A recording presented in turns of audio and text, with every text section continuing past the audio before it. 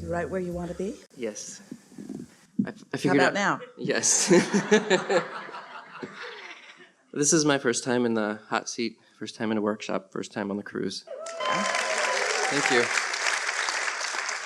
What I wanted to get more clarity on is how to better refine my creative energy. I find that I have these surges of creative impulses to do things, write, draw, paint, have different ideas for inventions that might be useful. And I go to a certain point and then I kind of fizzle out and then something else draws my attention. And so it kind of feels like I'm shooting off many rockets of desire that are either crashing into each other or just not leading to anything. Well, it's perfectly normal to continue to explore and therefore shoot off more rockets of desire. But here's what you're looking for. We've been talking over time about how contrast causes the creation of this vibrational reality. But sometimes you don't really understand what that existence of that vibrational reality really means, because it contains every particle of interest or desire that you have summoned through all that you've ever lived. And the specifics of what you have lived recently, meaning in this lifetime, are really highlighted and poignant in this vibrational reality. And you, any of you, but you, are at various times, at varying degrees of receptivity of what's there. So we would like to convince you that this vibrational reality, with more creativity than you in this lifetime or 20 more could ever expose or actualize. In other words, the potential for pleasure and thrilling and extraordinary are really beyond Esther's reach for words. So here this exists, and you stand in various degrees of receptivity. And those various degrees are the reason that sometimes you shoot over there with an idea and sometimes over there and sometimes over there. It's the reason that some ideas are more satisfying and seem to have more legs. Some ideas are minimally satisfying and they peter out more quickly.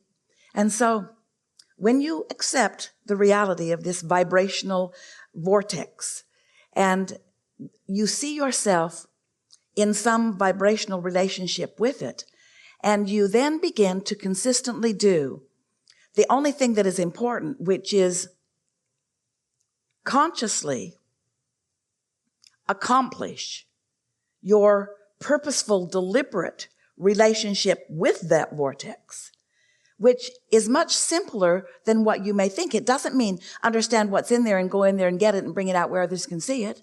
It doesn't mean identify everything that's there and get on the right path so that you can expose it to yourself in the world. It means understand the vibrational frequency of it and accomplish as best you can a vibrational frequency within yourself, which causes you to pair with it, which puts you into the receptive mode where the ideas that it is begin to occur to you. And that is the best definition of the ultimate creativity that we have ever described.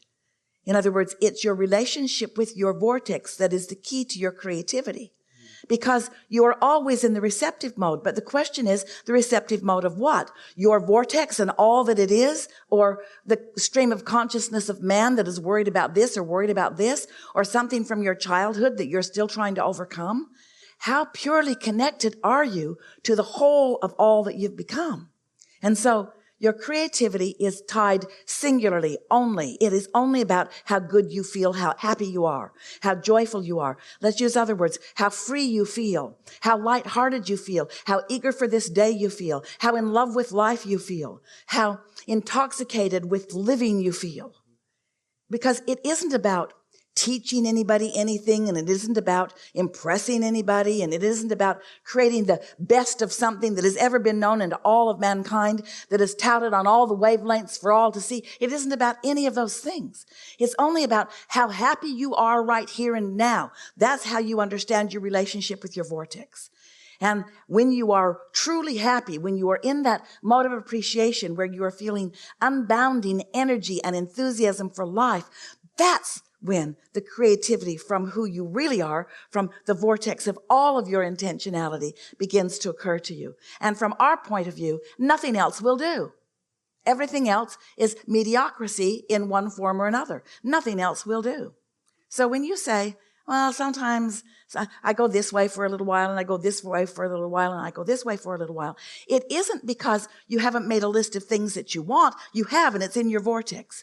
It's that you're not right now tuned in to the culmination of the list of things. No analogy is ever perfect, and this one won't be either. But just to get a sense of what we're talking about, it would be like being a painter and going through life and collecting all of the things, all of the ideas and all of the colors and all of the textures and all of the styles. In other words, you've been appreciating and fine-tuning the things that appeal to you, and that matters. What appeals to you matters a lot, because in those most appealing moments, hear this, in your most appealing moments, that's when you shot your most definitive rockets of desire into your vortex. Your vortex is you, knows you, but you shot them off incrementally. You don't really understand what they have done with each other while you've been doing other things.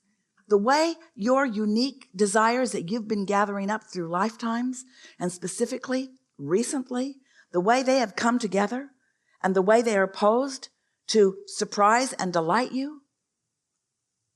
Creativity is not about you figuring out something and presenting it to surprise and delight the world. Creativity is about it surprising and delighting you as it happens. It's only about your surprise and delight. Oh, that idea. Ooh, that idea. Ooh, that action that was inspired from that idea. Ooh, these words, this that I see that I'm able to translate from my inner mind out into the world where I can see it. It's for your surprise and delight, you see, because your ultimate creation is you. It's not something that someone's going to hang on their wall somewhere. Helpful? Very, very helpful. Something more? Sort of related to that is that sometimes when I do reach that high-flying place, inevitably I tune out and kind of numb out.